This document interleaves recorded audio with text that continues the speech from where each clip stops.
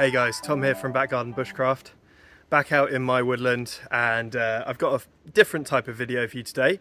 I've been interested in trying out some firelighters by a sort of survival firelighting company. It's always good to have emergency sort of supplies with you if you're hiking or going into remote places. So I've been interested to try these Procamptek Firelighters for quite a while. So we're going to test them out. I've bought a few different types and we're going to see how they do. We're going to see if they're reliable and yeah, show you guys what I think. I also want to make it completely clear, I have bought these with my own money. I have not been sent them. I have not been asked to review them. I have been interested in seeing how they do. I followed them on Instagram for a while and finally picked up a pack of their various firelighting sort of aids, and yeah, just wanted to test them out. I thought it'd be useful for people if they're also considering what sort of firelighters, emergency bug out firelighters they want to have in their sort of survival kit or emergency bag. So yeah, a bit of a different style video, sort of testing something out. I've never used them before. I tried one of the fire plugs at home and it worked really well. It lit my uni pizza oven, but I thought I'd test the rest of them on camera. So you guys sort of see my first impressions, see how I get along with them. Right, let's get at it. As you can see, already got my tarp set up behind me. Yeah, it's a really nice day out here today. It's quite warm, but yeah, it's good. Right, let's get on with it. So on this log, I've got the firelighters that I am talking about. So they're by Procamptek. I follow their Instagram, it's really quite good. And yeah, they made me really want to sort of try out and see if they're as good as the sort of adverts made them look. So I've got ultimate fire tinder, I've got the fast fire stick, I've got their fire plugs and the fire strip roll.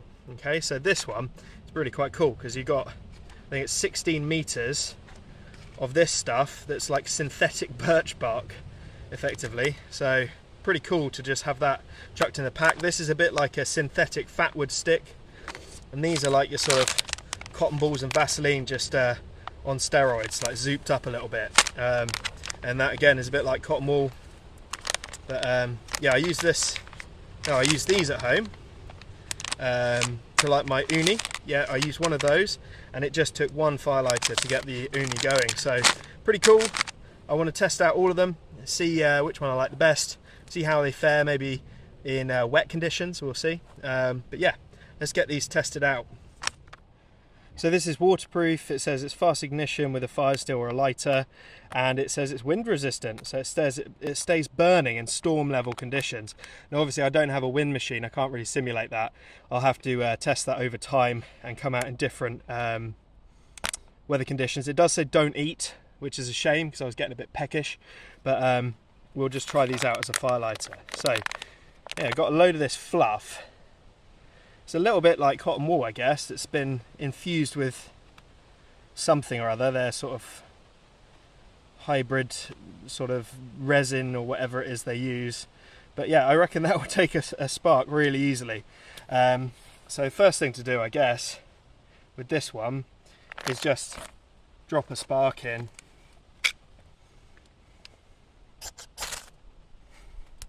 Yeah, that was quite easy. That was a bit too easy. Yeah, so it works pretty well. Okay, so that was really impressive how easy that was. As a little test, what I'm going to do is this is some Vaseline infused into a cotton ball. Obviously this isn't scientific. I don't know how much stuff they put in their wool or even what it's made of, but I've infused this with a decent amount of Vaseline. You can see it's quite sticky. It's got all over my hands. And then I've got the Ultimate Fire Tinder here by Procamptek. Now, Vaseline cotton balls are pretty much like the first thing people learn when they get a fire steel, but they do burn really, really well, and they're a really effective firelighter. So I just want to see how they compare. So obviously there's not a measured amount. There's probably slightly more of this than that, but I don't really know. I haven't measured it, I haven't weighed it. So it's not a scientific test. I just want to see how they do, how they match up to each other.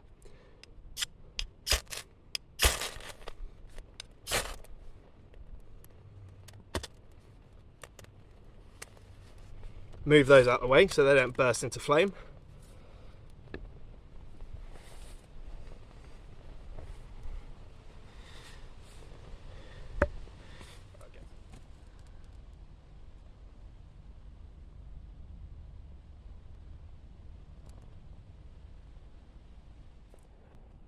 So they've both been burning for about a minute now.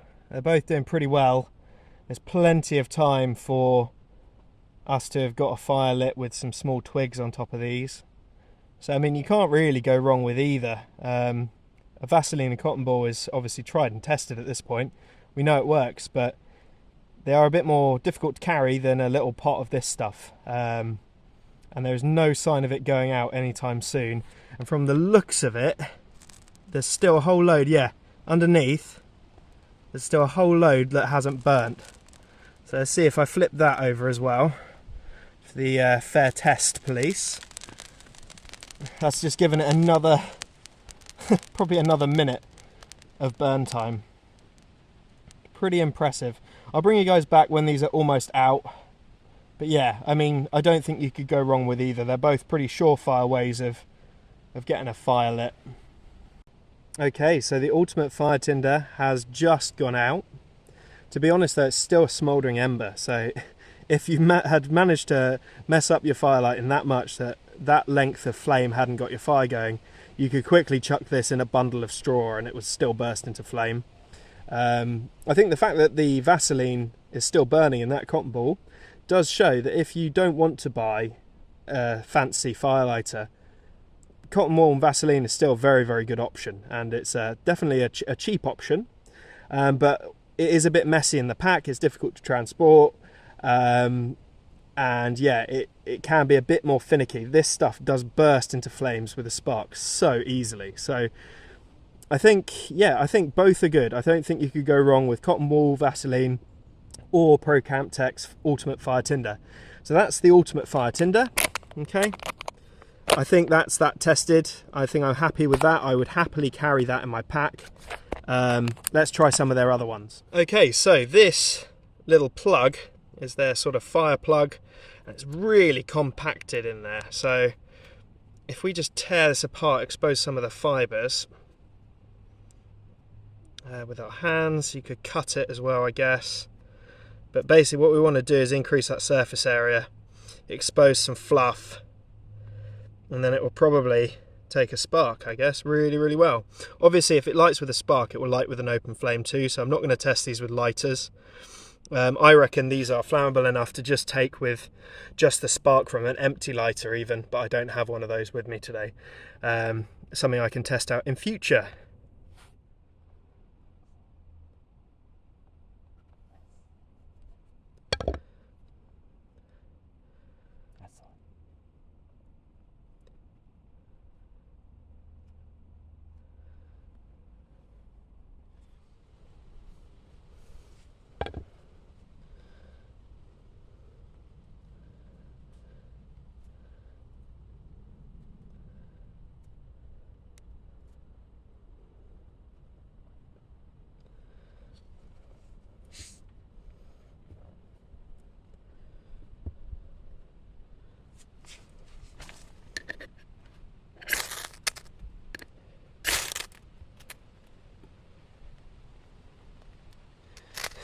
So that works pretty well.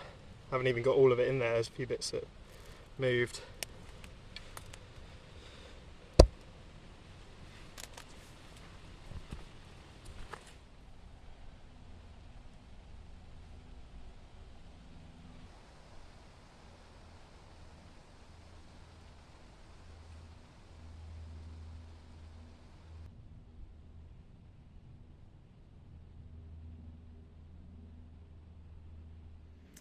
So guys, that's 2 of the 4 firelighters tested.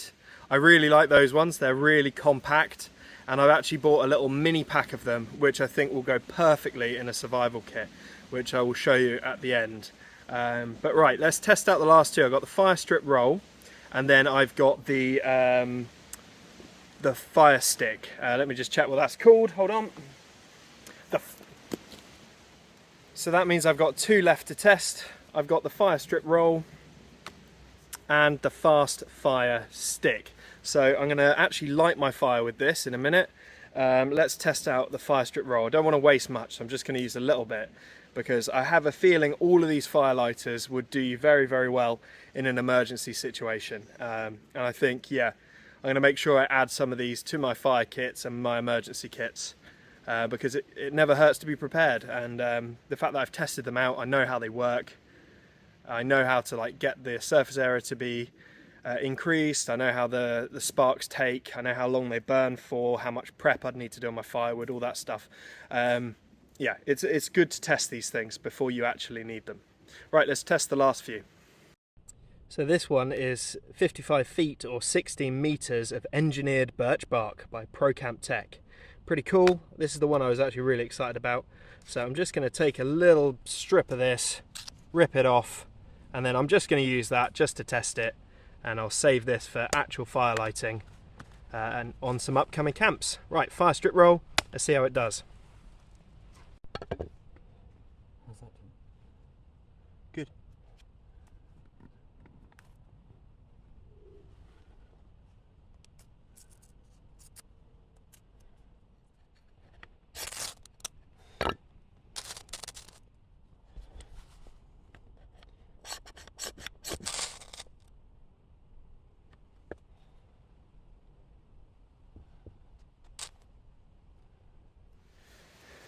Well guys, that one didn't burn quite as long, but it still took a spark pretty nicely. I think the trick was to really rip it up, because the first one I did, it really didn't rip it. And the first spark I dropped in didn't take. It was the second spark that actually caught it. When I ripped it up a bit more, it burnt really easily. So I think tear up a few corners, really expose those edges and get a bit of fluff going. I think as well you need to use a little bit more than I used there. I used about just over an inch worth. I think get an inch worth going and then maybe add some more as a little bit of fuel, chuck your sticks on. I think that stuff will work really, really well. The last one is like basically engineered fat wood, I believe. So it's a stick, you cut a bit off, shave a bit off, increase the surface area, drop a spark in. So I'm actually going to light my fire because I'm here for the day. I'm actually going to light my fire with this one, and we'll see how it gets on in a real scenario of actually lighting a fire rather than just me dropping a spark into it and watching the pretty colours. So let's get this fire lit. Let's use the fast fire stick to do it and see how it does. I'm sure it will do great. Right guys, so I've got Procamptek's fast fire stick here. I've got my Wander Tactical.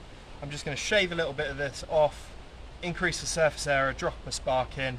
I haven't really carefully selected my twigs. I mean, I've got my 3 stages of kindling, but it's all off the wet ground and it rained yesterday, so everything's pretty damp. Be a nice little test of this, and yeah, I'm starting to get hungry, so it'd be nice to get a fire going. I can cook some lunch and just enjoy the rest of the day here. Right, let's get on this.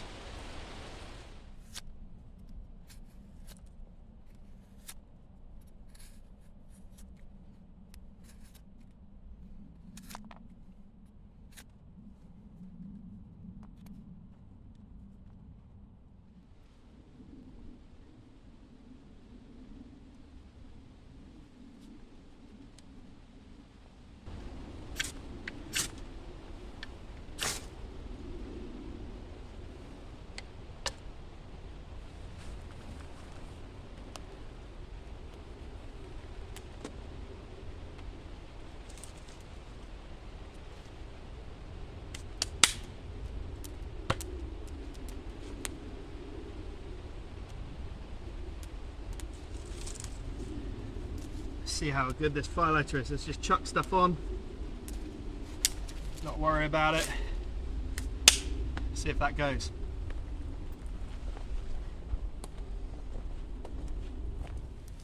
Well, you can see how wet it's been, but that core of that fire is very, very hot, and I could add oxygen to it, keep it going, but it's definitely going to catch.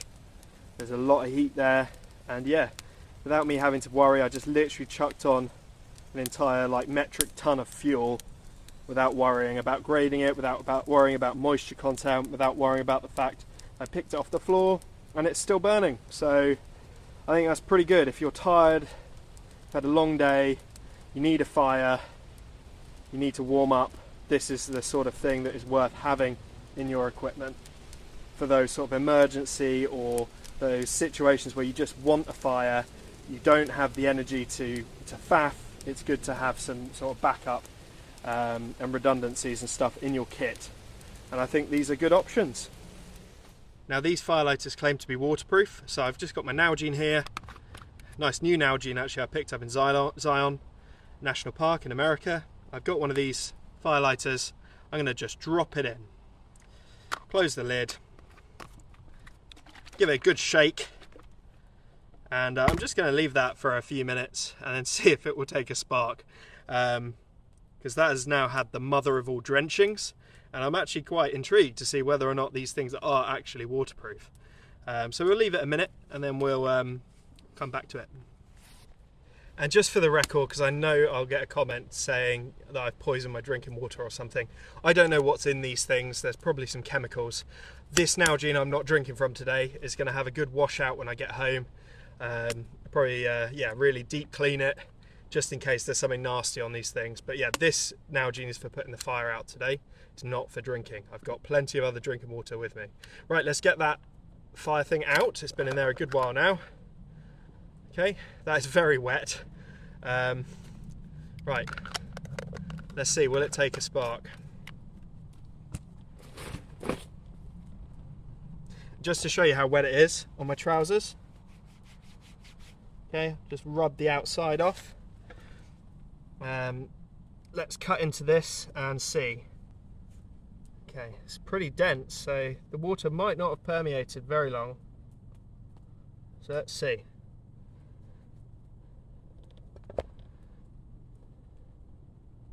Let's tear it all up. It's looking pretty good, guys, to be honest.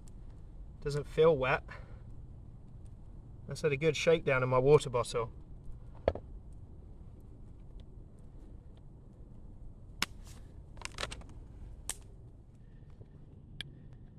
The moment of truth. Straight out my water bottle, fluffed up, and that's taken a spark. That's pretty impressive, guys. I'm not going to lie. I think that's a good bit of kit.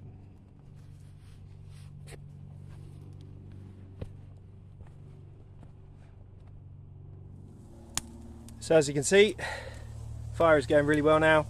I haven't done anything to it. I've literally just sat and watched it, and it is just going. That firelighter did the work.